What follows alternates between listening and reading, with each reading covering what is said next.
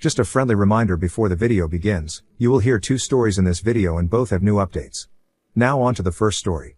Me, M30, and wife, F27, own a sizable farm that is usually the nexus of family events. 5 bedrooms, 3 bathrooms, 300 acres and electrical hookups for 4 campers so the whole clan can come stay for extended visits in the summer. We built it that way deliberately.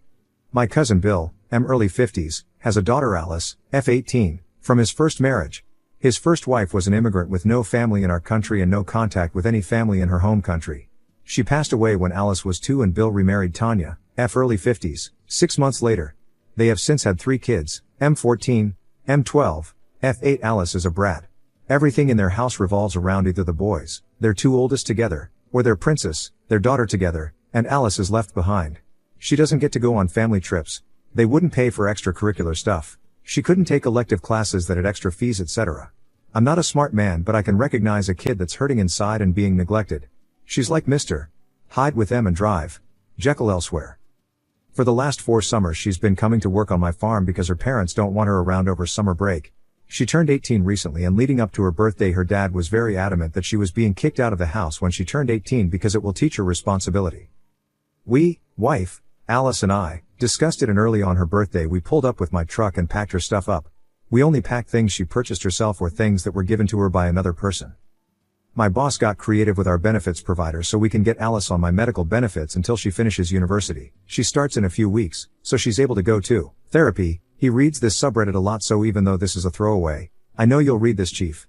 Thank you. And she's able to get back into sports while still saving her money. This is where it all comes apart. Bill and Tanya are pissed that we took her in and refused to come to family events. Part of the family refused to attend as well because I'm undermining Bill and Tanya. I'll understand when I have kids. After they refused to attend events, a few others said that with gas being so expensive and not everyone attending they'd skip as well. My answer of okie dokie, come if you want and don't if you don't. Further upset people who thought I should have tried harder to get people to come, so now we're down to about 1/4 of the family in attendance for events. My aunt suggested that we have Alice over on weekends and that she stays in a dorm during the week to smooth things over. I think that's dumb. But I'm dumb and stubborn. My wife thinks it's dumb and she's really smart but also very much attached to the situation. Alice said she'd rather stay with us but would try the dorms to help make peace. Am I the jerk for not going with the dorm suggestion to keep the peace? Edit for info. I called Alice a brat and my original post was way past the character limit, but in some of the stuff that got pared down I explained it more. Typical teenage acting out but cranked up. Slamming doors. Screaming matches with her stepmom. Swearing. Probably 3 or 4 big blowouts a week and sometimes over some pretty disproportionately small stuff. I've watched her grow and the acting out definitely came after the exclusion from family stuff. Edit 2. Thank you everyone. Gonna keep on keeping on. Bit of a mini update. I ripped the band-aid off with the old fam jam and told them that fewer mouths to feed isn't the punishment they thought it was. Anyone else who was coming is still welcome and I'd have the extra cash from not feeding so many people to help the folks concerned about gas prices make it out if they so chose. I'm in like 4 different family group chats and they're all lighting up. I'm going to turn my phone on silent for a while and let the sparks fly. I'll check in on the post in a while and if anything noteworthy comes up and it's interesting I'll give you all an update in the future. Edit 3. Alrighty. Here's the update on the situation and a little background info for some consistent topics in the comments. So, my family likes to gossip and they're damn efficient at it. If your truck breaks down with only you in it 5 miles from home, word has reached every aunt and cousin before you're in your door. When I put the word out, it traveled fast. This morning I've been called all the names in the book and some new ones, so there may be a revised and updated edition of said book coming out. I've been told I'm a good guy, a bad guy, I'm stupid, I'm smart, I'm short-sighted, I'm thinking ahead. It's been neat. Long story short, I've got about a dozen relatives telling me thanks and they'll buy me a pint next time they're out, and about triple that who never want to speak to me again, so those are both significant victories. Now, nobody here really cares about me. We're all about Team Alice here. She's a Redditor apparently and came across the post independently of me showing her. There were tears, born of stress and relief I think, and she's going to be staying here with us until she's ready to start the next chapter of her life, whatever and whenever that might be. She's got classes picked. Her college picks first-year classes for you for the most part, so it was a couple electives, and is looking into the women's rec league for a hockey team when the season starts, so she's all set on that front. Regarding feeding everyone and paying for gas, without going into details, I was very fortunate as a young man to be working very, very hard at a job I was woefully underqualified for while a very wealthy person was on site. Basically right place, right time, and the chief took me in and mentored me. We have made a lot of money on a business venture together in addition to me working for him, and since then I haven't exactly had FU money, but enough that I was able to buy the property I live on outright and build my home here with my wife, who also makes good money. Family is important to both of us and neither of our sides of the family tree have much for money, so we've done our best to make sure money isn't a barrier to getting together and seeing one another. Now, the big news. Tanya drove down to my house this morning. Bill and I had some very loud, very angry words when he drove down last night after I chose the nuclear option in the family group chat, so she actually waved a white flag from her car when she pulled up. I shooed the dogs and alpaca away and went out to talk to her, brought her out a muffin and we had a bit of a chat. Allegedly, Bill was threatening to kick Alice out to scare her straight and that they weren't actually going to kick her out and they were caught off guard when we showed up on the morning of her birthday. I told her that she was missing the point and that I'm not sure I could use small enough words or short enough sentences to explain it to her if she thought that was the only problem. She cried. She peeled out of my driveway at Mach 7 and it's been radio silent since, which I'm currently enjoying. Thanks everyone for the support. I'm not really a Reddit guy so I don't imagine I'll be back, but for my brief stay here, you definitely don't live up to the negative reputation the rest of the internet has given your site. You're a good bunch, keep your sticks on the ice. More info. In our conversations about the dorm, I told her that it was 100% her decision but that I really didn't care about cousins I only see when I'm feeding them show up and that I wanted her to make the call that made her happy. Consensus between her and my wife seems to be that maybe in a few years the dorm would be a good step between living at home and getting her own place, but staying with us for now is what she wants. At this point it's pure speculation, but I've always sort of picked up that Bill is of the opinion that Tanya and their kids together are his family and she's this sort of Harry Potter-esque relation he's stuck with. At first I thought it was a race thing. Her mom was from Guatemala and she has dark skin and pin straight dark hair rather than being pale curly haired like the rest of us. But as she aged, if you compare photos of her mom to her at the same ages, they could have been twins. I think it's a lot of jealousy from Tanya and Bill is just a dirtbag, so I have no idea how his brain works. What I meant is that Alice acts out pretty severely and is like a completely different kid with her folks than anywhere else. If you ask her teachers, coaches, other relatives who have her over will all tell you she's a great kid, smart and compassionate. You see her at home with her parents and it's a different story.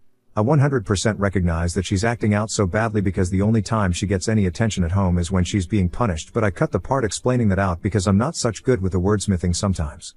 Alice doesn't cause harm from anything I've ever seen or been told. She stomps off and slams her bedroom door, gets into shouting matches with her stepmom and swears a lot. Her dad and I have locked horns over this a few times. I was still a young gun myself when her mom passed, so I haven't always been in a position to do anything more than lock horns, but I've at least been here.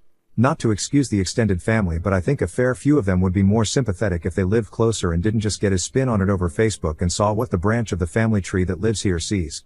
They're not a big league of evil aunts and uncles. They're just kinda ignorant, and have been fed a very creative interpretation of the truth by Bill and Tanya for over a decade with no evidence of there being more to it. Plus my dislike for Bill and Tanya is quite well known in our family, which also colors their perception of the situation a bit, I'd wager. That does sound ominous when it's put like that, but as far as I know there's nothing untoward there.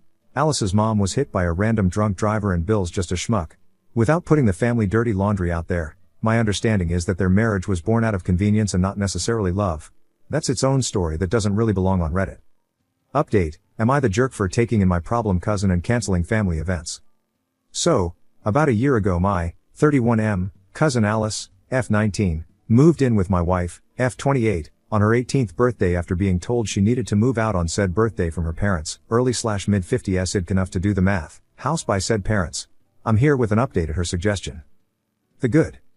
A year later she's a year into an engineering degree, she's been playing lots of hockey, raised a couple of steers all on her own, and at her therapist's recommendation she's down to monthly sessions after a brief stop at bi-weekly after starting with weekly. She's the same sweet kid but without the extra unneeded stress of being treated like an also-ran alongside her younger siblings. The bad. Her dad showed up about a month after my original post and there was a confrontation of sorts that ended with a peace bond being issued with restrictions on how Bill and Tanya could contact Alice, myself, my missus or a couple other family members that got involved. After the 6 months required by the peace bond, Tanya started getting back up to her old tricks, but Bill seems to have smartened up a bit. The peace bond meant she has had limited contact with her siblings, which has been tough. The oldest, 15M, started out pretty hostile, but some of the other cousins filled him in on what was going on. I got blamed for his sudden shift in attitude, because we've established that I am just the worst with jazz hands and everything the silly. Gossipy family mellowed out when they realized that the literal gravy train wasn't going to stop at the station for them. Thanksgiving last year was 26 people compared to the 60 plus that came the last year I threw it prior to COVID restrictions. Easter this year was back up to an even 40, so we're probably going to plateau a little short of the old numbers. As for resolution to the problem, Bill has been texting Alice every couple of days to check in. They've gone for coffee a few times after the peace bond expired. I'd go to his funeral but not his birthday party, were Alice's words when I asked her about where they're at. I'm hoping time can heal that wound, but she's been really good at setting boundaries. To quote one of the great warrior poets of our time, John Cougar Mellencamp, life goes on. I'll answer questions if it's allowed, otherwise, here's some closure guys. Now on to the next story. Story 2. So, my family is kind of, lovably, weird in that they plan family trips well ahead of time to ensure a good deal on a rental house. I am taking 7-8 months. When we booked this year's vacation, I let Sam know the dates. I told him it would be the last week of July. I didn't expect him to remember it forever then, but thought I would give him the idea so we could both keep it in mind. I mentioned it casually, maybe once a month as a reminder. Like as in, oh, my dad wants to go on this hike, and several times he would say, oh yeah, what are those dates again? And I would tell him. He even told my parents that he would go for the weekend of the week-long trip. They love him, and they were so excited. He said that he would be able to come up for the first part of the trip, for a weekend. I was completely fine with that. While I love my family, I recognize so may not want to spend a week with someone else's family. I should add, I didn't expect him to use any PTO. He was toying with using one day, which I was thrilled by. The trip would be paid for by my family, house/food/alcohol/etc. It is a 3-hour drive away, in a place he loves. I should add that last year, when my family was going to go to the beach for a week, I mentioned the trip a few times and he got annoyed. So I felt weird about it and stopped asking. I don't mean I was being obnoxious. I probably mentioned it once a month or so. Because he got annoyed, I stopped mentioning it a month or two before the trip. About 2-3 weeks before the beach trip, I asked him what his plans were. He said he had spaced and completely forgotten, and that he would be on call. It's non-medical. It's people calling out of shifts, so he has to be in town even though it requires no action. That week and couldn't go. I was so disappointed. I really wanted to spend time at the beach with him, and was only asking for a weekend. I talked to him about it a couple of times, and I asked if he was nervous to spend time with my family, or didn't like something about them. He assured me that that was not the case. We got into a fight, and he said that he felt like he was a kid that missed an assignment and I was a teacher. It was really our first argument. This was almost 1 year into the relationship. He has hung out with my family maybe once a month, or every 2 months for a couple of hours. We tend to do a meal and talk for a couple hours, then go see his folks and do the same thing. His family doesn't take a yearly week-long trip, so I understand if it feels strange to him, but I don't see him not wanting to spend 2 nights as a big huge ask. The kicker is that earlier this year, he complained that I had too many trips. I occasionally do girls' trips with my friends, and have tried to plan an occasional trip for him and I that I think he and I would like. He loves camping, so a camping trip within a reasonable distance in a city we both want to see. For example, when he said this, I said, I will make an effort to cut back on trips, but I don't want you to feel like you have to come on all of the trips. I want you to feel comfortable. The only trip I care about you coming on this year is spending a weekend with me and my family in the mountains. Maybe he forgot I said this, but this really sticks out to me.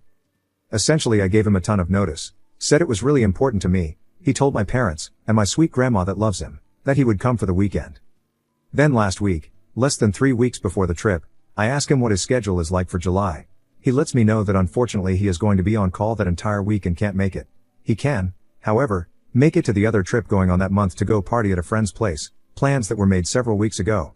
I was so disappointed. He told his work that the only week he couldn't be on call was the party house weekend. He didn't even attempt to ask me when my family trip was. I asked him why he didn't, and he said, well, we did schedules at 4 p.m. That's kind of a weird time to text you. It's not. He offered to come up Thursday night, which is the last night of the trip. So he would arrive Thursday night, and we would leave Friday morning after cleaning the house that morning. That does not sound like fun to me. I said no worries on coming up for the last night. Honestly, I don't even want him to come at this point. He didn't offer any other alternative, so I can absolutely tell he isn't interested in coming. We were supposed to move in together, but this plus a bunch of other stuff. I sat him down a couple days ago and I said I can't move in. There are just too many concerns. He was upset but said he understood. The other concerns on my end include him not being super verbal, him not wanting to talk on the phone or text much. This has gotten slowly painfully better. Him not being incredibly motivated to switch jobs. He's been miserable for years and I have helped him edit his resume, sent links, tried not saying anything, tried being supportive. I have tried everything. I know it is up to him.